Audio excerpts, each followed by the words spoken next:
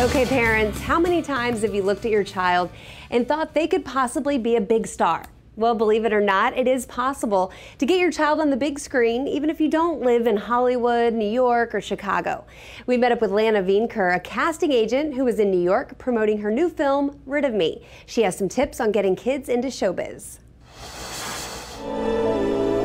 Promise they're gonna like me? I promise.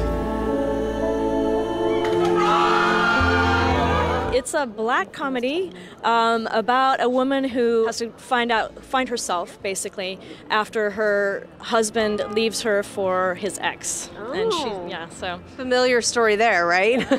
Okay, so you're a casting director in Portland, Oregon, actually. And a lot of people might be saying, Portland, Oregon, you know, what shoots there? But actually a lot of things. You've worked on a lot of shows, haven't you? It's really busy right now, and we've had some big projects over the years. I was one of the casting directors on Twilight a few years ago. A human? The girl is with us. I think it best if you leave. I worked on the first Twilight.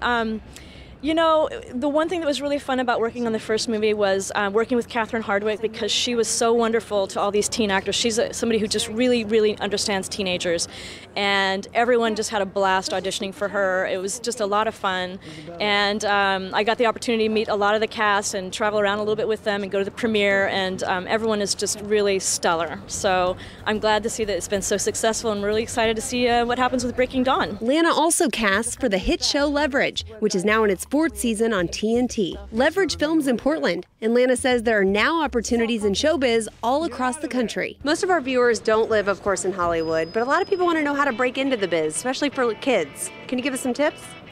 Well, I think especially if you don't live in a big city, it's really important, if you're seeking to get into acting, is to do your research, because in smaller cities, it's not as easy to find good acting coaches, good photographers, good talent agents, and there's a lot of scam operations out there. So I think one of the things that's really important is to do a lot of research and to try to network in the community of actors and people that work professionally in production before you go and spend any money. What else should you do if you don't live in Hollywood?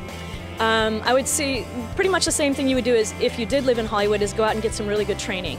And again, it goes back to doing your research first, but trying to find the best acting coaches that are available in the market that you live in. That might mean going to the next city over, if it's a little bit slightly bigger, but it's worth your time to really seek out a really good teacher or a really good school, rather than learn bad habits that you're going to have to unlearn later. As a casting director, how important is getting experience?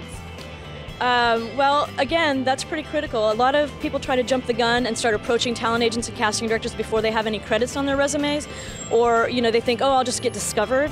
But that's not really how it works. Like, you really have to go out and get some solid training, and then try to get some experience just on your own before you start approaching the gatekeepers. So there's a ton of indie films being produced in markets all over the United States. With digital technology now, it's possible for indie filmmakers to make movies for dimes on the dollar. You could even make your own. You could get a video camera and post it up on YouTube and just try getting some experience that way. Going out to theaters in your area, trying to get some on stage experience, and trying to rack up a little reel for yourself of your experience before you start going out and trying to get more professional work, just getting yourself started. Well, once they're ready to start looking for more professional on-camera work, they're going to need to go out and get a headshot taken, which is a photograph, usually an 8x10 photograph of your head and shoulders, and put together a little resume of your experience. Once again, you're going to want to research the photographers. You don't want to go out and find a wedding photographer or a portrait photographer. It's very different. A headshot photography is very specific. So there might not be one, like I say, if you live in a really small town, there might not be an actual headshot photographer in your town. You might have to go to the next city over to find somebody good.